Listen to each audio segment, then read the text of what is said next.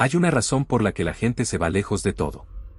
Lejos del wifi, lejos de las luces de la ciudad, lejos de los vecinos que pueden escuchar si algo sale mal. Buscan silencio. Buscan paz.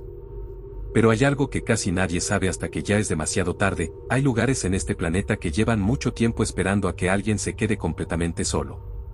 Sin señal. Sin ayuda. Sin nadie que escuche si gritas. Las 4 historias que estás a punto de escuchar le pasaron a personas reales que tomaron la misma decisión: desconectarse del mundo. Un hombre que heredó una cabaña junto a un lago. Una pareja que quiso vivir de la tierra en las montañas. Un ingeniero solo en una estación de hielo al final del mapa. Y una familia que solo quería darle a sus hijos una vida más simple. Ninguno de ellos pensó que, fuera de la red, también podía significar fuera del alcance de cualquiera que quisiera salvarlos. Quédate hasta el final, porque la última historia es la que más denuncias y mensajes me ha dejado desde que empecé a investigarla. Esto es lo que pasa cuando desapareces del mapa. Daniel siempre había sido de esas personas que necesitaban escapar. Trabajaba 12 horas al día en una oficina de contabilidad en la ciudad, y cada noche volvía a su apartamento sintiendo que las paredes se le venían encima. Por eso, cuando su tío murió y le dejó una cabaña vieja cerca de un lago perdido en las montañas, no lo pensó 2 veces. Renunció a su trabajo, empacó lo poco que tenía, y manejó 8 horas hasta un lugar que ni siquiera aparecía bien marcado en el mapa. El lago se llamaba, según los lugareños del pueblo más cercano, que quedaba a 40 minutos en carro, Lago Negro. No porque el agua fuera negra, sino por lo que, según decían, pasaba ahí dentro. Daniel se rió cuando el señor de la tienda de víveres le contó eso. Pensó que era una de esas leyendas que la gente de pueblo le cuenta a los forasteros para asustarlos, para que no se queden con las tierras. La cabaña de su tío era simple: 2 habitaciones, una chimenea, y ninguna señal de celular. Eso era exactamente lo que Daniel quería. Sin redes sociales, sin notificaciones, sin nadie molestándolo. Solo él, el bosque, y el sonido del agua golpeando suavemente la orilla del lago. Los primeros días fueron maravillosos. Daniel pescaba en las mañanas, cortaba leña en las tardes, y por las noches se sentaba frente a la chimenea a leer libros viejos que había encontrado en un baúl de su tío. Pero al 4.º día, algo cambió. Era casi medianoche cuando escuchó el primer golpe. No fue un golpe fuerte. Fue más como si alguien hubiera tocado la ventana de la cocina con un solo dedo. Toc. Daniel se quedó quieto, con el libro a medio abrir sobre sus piernas, escuchando. El fuego de la chimenea crepitaba suavemente, y afuera el viento movía las ramas de los pinos. Pensó que había sido eso, una rama golpeando el vidrio. Toc. Toc. Esta vez fue más claro. Más deliberado. Como si alguien estuviera parado justo afuera de la ventana, tocando el vidrio con la punta de un dedo, esperando a que él respondiera. Daniel sintió que el vello de los brazos se le erizaba. Se levantó despacio, tomó la linterna que su tío guardaba junto a la puerta, y caminó hacia la cocina. La ventana estaba oscura. Solo se veía su propio reflejo, pálido, con los ojos muy abiertos. Detrás de su reflejo, la oscuridad del bosque era absoluta. Apuntó la linterna hacia afuera, pero solo alcanzó a iluminar los primeros árboles. Nada se movía. Se dijo a sí mismo que había sido su imaginación, que estar tantos días solo le estaba jugando una mala pasada. Volvió a la sala, se sirvió un vaso de whisky que encontró en la alacena, y trató de calmarse. Pero cuando se sentó de nuevo, notó algo que no había visto antes. En el piso, cerca de la puerta principal, había marcas de agua. Como si alguien mojado hubiera entrado y salido de la cabaña. La siguió con la mirada. Iban desde la puerta hasta la ventana de la cocina, y luego desaparecían. Daniel no durmió esa noche. Se quedó sentado en el sillón, con la escopeta de su tío sobre las piernas, escuchando cada crujido de la madera vieja, cada sonido del bosque. Al amanecer, cuando la luz empezó a filtrarse por las cortinas, se sintió estúpido. Seguramente había sido un animal. Un mapache, un ciervo, algo que había pasado cerca de la cabaña y había dejado esas marcas. Pero esa tarde, cuando bajó al lago para llenar unos baldes de agua, encontró algo que lo dejó helado. En la orilla, justo donde el agua tocaba la tierra, había huellas. Huellas de pies descalzos, humanos, que salían del lago y se dirigían directo hacia la cabaña. El problema era que las huellas solo iban en una dirección. Salían del agua. No había ninguna huella que mostrara a alguien entrando al lago. Esa noche, Daniel decidió que se iría al día siguiente. Empacó sus cosas temprano, decidido a no pasar otra noche en ese lugar. Pero cuando fue a buscar las llaves de su camioneta, no las encontró. Las buscó por toda la cabaña, en cada cajón, en cada bolsillo de cada chaqueta. Nada. Recordaba perfectamente haberlas dejado sobre la mesa de la entrada la noche anterior. Con el corazón latiéndole con fuerza, decidió caminar hasta el pueblo. 40 minutos en carro significaban varias horas a pie, pero no le importaba. Quería salir de ahí. Tomó su mochila, metió lo esencial, y salió por la puerta principal justo cuando el sol empezaba a esconderse detrás de las montañas.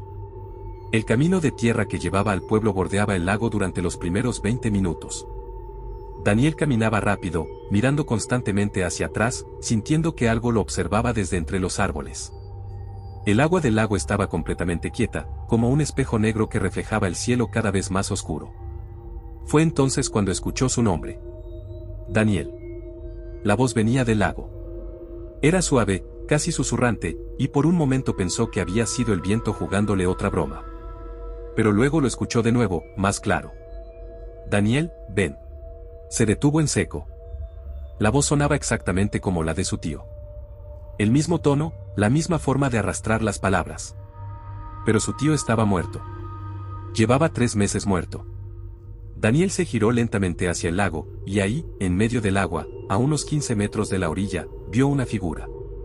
Era difícil distinguirla en la penumbra, pero parecía ser la silueta de un hombre, de pie sobre el agua, o tal vez sumergido hasta la cintura. No se movía. Solo estaba ahí, mirándolo.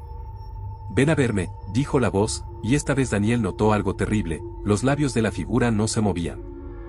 La voz salía de todas partes y de ninguna, como si sonara directamente dentro de su cabeza. Daniel corrió. Corrió como nunca había corrido en su vida, sin mirar atrás, sintiendo las ramas golpearle la cara y los brazos, tropezando con raíces, hasta que finalmente llegó al camino principal que llevaba al pueblo. No se detuvo hasta ver las primeras luces de las casas. Cuando llegó a la tienda de víveres, el mismo señor que le había hablado del lago lo vio entrar, sudando, pálido, con los ojos desorbitados. El hombre no pareció sorprendido. Solo suspiró y le dijo: «¿Te escuchó, verdad?» Daniel, sin aliento, solo pudo asentir. El señor le explicó entonces la verdadera historia del lago Negro.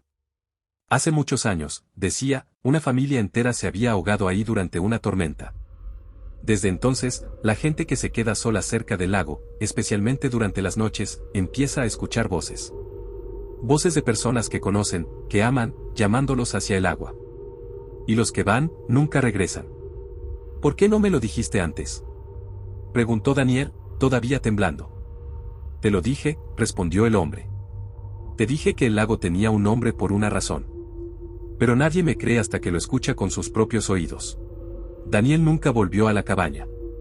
Contrató a alguien del pueblo para que fuera a buscar sus pertenencias, incluyendo la camioneta, cuyas llaves aparecieron misteriosamente sobre la mesa de la entrada, exactamente donde él las había dejado la primera noche. El hombre que fue a buscar sus cosas le contó después que, mientras estaba dentro de la cabaña, escuchó golpes en la ventana de la cocina. 3 golpes, lentos y deliberados.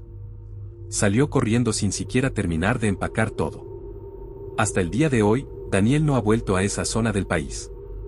Pero a veces, cuando está solo en su apartamento por las noches, jura que puede escuchar, muy lejos, el sonido del agua golpeando suavemente contra una orilla que no existe ahí.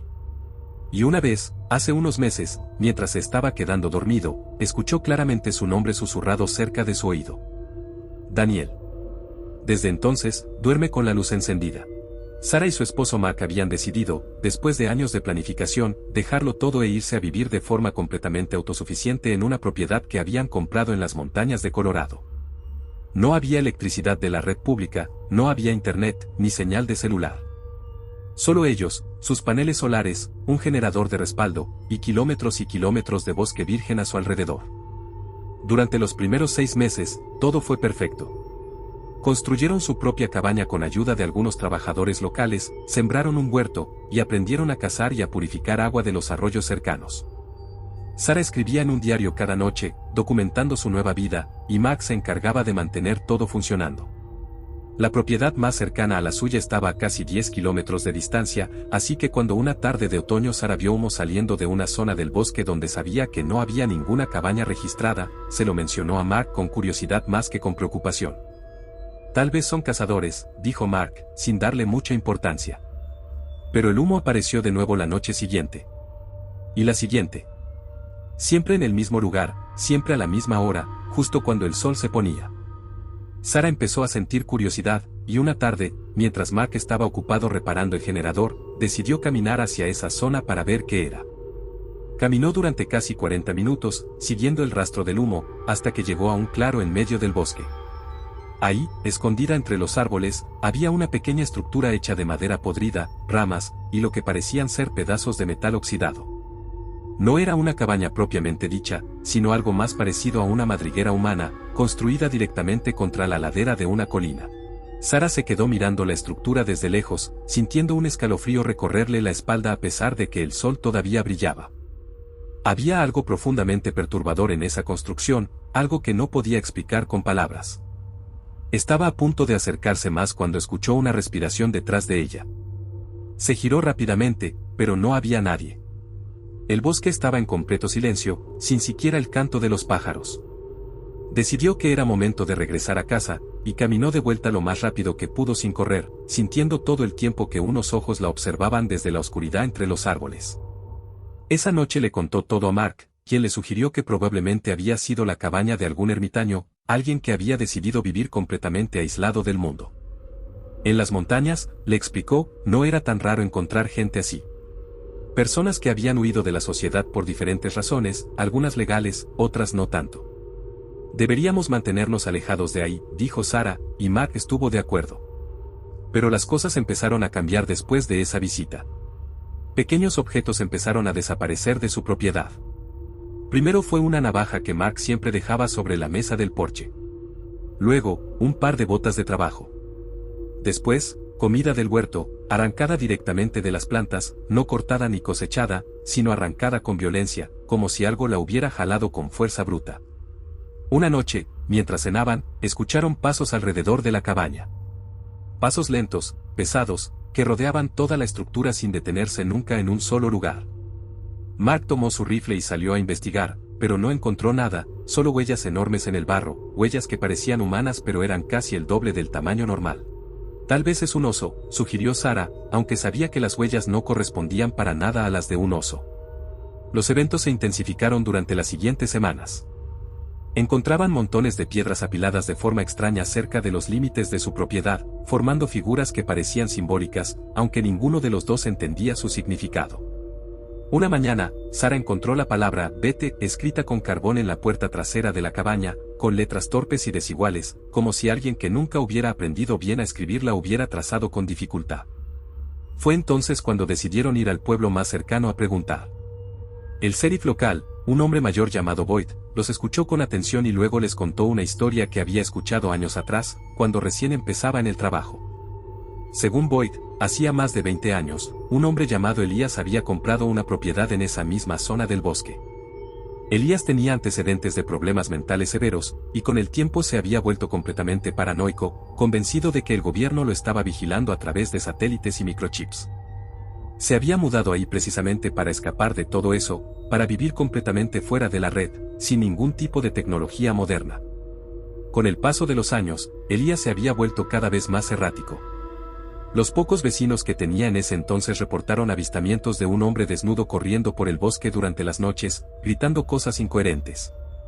Un día, simplemente dejó de aparecer por el pueblo, y cuando finalmente alguien fue a revisar su propiedad, la encontraron completamente abandonada, sin ningún rastro de él. Nunca se encontró su cuerpo, y la búsqueda se cerró después de una semana sin ningún resultado. Geométricos, que Jake nunca había visto antes. Formaban un círculo perfecto alrededor de la cabaña, como si algo hubiera estado trabajando durante toda la noche mientras él dormía, o intentaba dormir, adentro. En el centro de ese círculo de símbolos, justo frente a la puerta, había un objeto que Jake reconoció de inmediato con horror, era su propia fotografía, una que guardaba en su cartera, una foto de él con su ex esposa tomada años atrás. La fotografía estaba clavada en la nieve con lo que parecía ser un hueso afilado. Jake retrocedió hacia el interior de la cabaña, cerrando la puerta de golpe, temblando incontrolablemente. Ya no le importaba caminar hasta el asentamiento más cercano, solo quería encontrar la manera de comunicarse con alguien, de pedir ayuda. Pasó las siguientes horas intentando desesperadamente cada frecuencia de radio que conocía, sin ningún resultado. Fue al anochecer cuando escuchó que algo intentaba abrir la puerta principal desde afuera. No eran golpes, sino un movimiento lento y metódico del picaporte, como si algo estuviera estudiando cuidadosamente cómo funcionaba el mecanismo.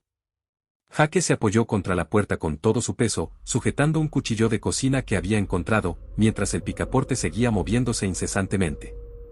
Jake, dijo una voz desde el otro lado de la puerta, la misma voz de mujer que había escuchado en el radio, pero ahora sonando terriblemente cerca. Déjanos entrar. Solo queremos hablar. Jake no respondió. Se quedó ahí, apoyado contra la puerta, durante lo que parecieron horas, escuchando esa voz suplicar, luego exigir, luego gritar cosas en ese idioma incomprensible que había escuchado la primera noche. Alrededor del amanecer, todo quedó en silencio. Cuando finalmente reunió el valor para salir de la cabaña, los símbolos en la nieve habían desaparecido por completo, como si nunca hubieran estado ahí. Su fotografía tampoco estaba en ningún lugar. Todo parecía completamente normal, como si la noche anterior hubiera sido solo una pesadilla particularmente vívida. 3 días después, un equipo de suministro llegó a la estación en su visita mensual programada, y encontraron a Jake en un estado de shock severo, incapaz de explicar coherentemente lo que había sucedido. Lo evacuaron de inmediato hacia el hospital más cercano, donde pasó varias semanas en observación psiquiátrica. Cuando finalmente pudo contar su historia completa a los investigadores que revisaron la estación, estos encontraron algo perturbador en el equipo de radio. En la memoria del dispositivo de grabación, había horas y horas de audio grabado durante las noches en las que Jake aseguraba no haber tocado el equipo. En esas grabaciones, se podía escuchar claramente su propia voz, respondiendo preguntas, sosteniendo conversaciones completas en ese idioma desconocido que él nunca había aprendido a hablar. Jake nunca volvió a trabajar en ningún lugar remoto después de ese incidente. Y hasta el día de hoy, asegura que a veces, en las noches más silenciosas, todavía puede escuchar esa voz susurrándole al oído, recordándole una promesa que él nunca hizo, pero que de alguna manera sabe que tendrá que cumplir algún día. Los Hendricks eran una familia de 4 personas que, cansados del ritmo agotador de la vida urbana, decidieron mudarse a una propiedad remota dentro de los límites de un bosque nacional, donde vivirían completamente desconectados de la tecnología moderna. Robert, el padre, había crecido en el campo y siempre había soñado con darle a sus hijos una infancia similar, lejos de las pantallas y el ruido constante de la ciudad. Su esposa, Linda, aunque más reacia al principio, terminó apoyando completamente la idea, y sus 2 hijos, Emily de 12 años y Tommy de 9, se emocionaron con la aventura de vivir en una cabaña en medio del bosque.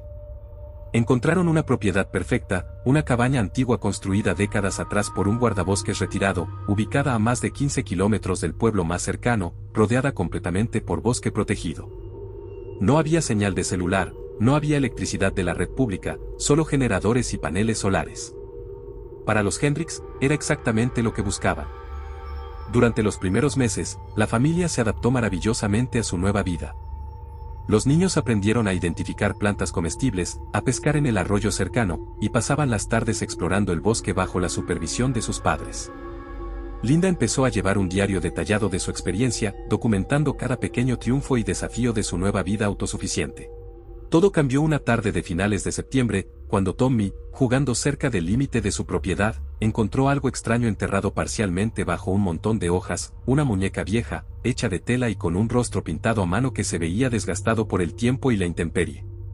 La muñeca tenía un aspecto profundamente inquietante, con ojos negros pintados que parecían demasiado grandes para su rostro pequeño. Tommy llevó la muñeca a casa, emocionado con su hallazgo, pero Linda sintió un escalofrío inmediato al verla.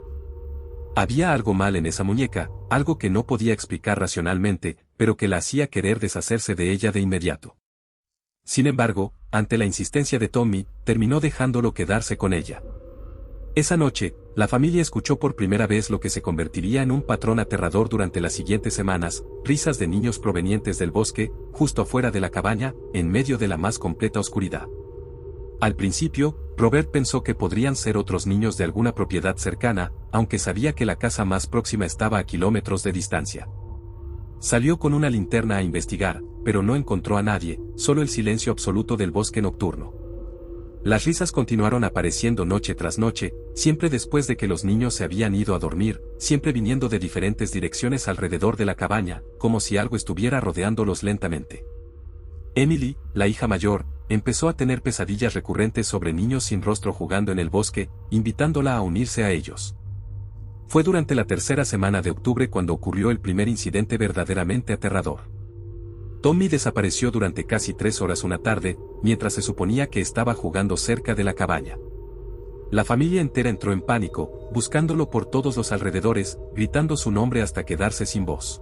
Finalmente lo encontraron sentado en el mismo lugar donde había encontrado la muñeca, completamente inmóvil, con la mirada perdida. Cuando Linda lo abrazó, temblando de alivio y miedo, Tommy simplemente dijo: «Estaba jugando con mis nuevos amigos». Cuando le preguntaron quiénes eran esos amigos, Tommy solo señaló hacia el bosque vacío y dijo que se habían ido a esconder. Durante los días siguientes, Tommy empezó a comportarse de manera extraña, hablando solo en su habitación durante las noches, sosteniendo lo que parecían ser conversaciones completas con alguien que nadie más podía ver. Robert, cada vez más preocupado, decidió investigar la historia de la propiedad, viajando hasta el pueblo más cercano para hablar con los archivos históricos locales. Lo que descubrió lo dejó completamente perturbado. Décadas atrás, antes de que la cabaña fuera construida, esa zona específica del bosque había sido el sitio de una tragedia. Un grupo de niños de un orfanato cercano se había perdido durante una excursión, y a pesar de las extensas búsquedas, nunca fueron encontrados. Se presumía que habían muerto de exposición al frío, aunque sus cuerpos nunca aparecieron. Robert regresó a casa con esta información, sin saber exactamente cómo procesarla, pero decidido a mantener a su familia alejada de esa zona del bosque de ahora en adelante.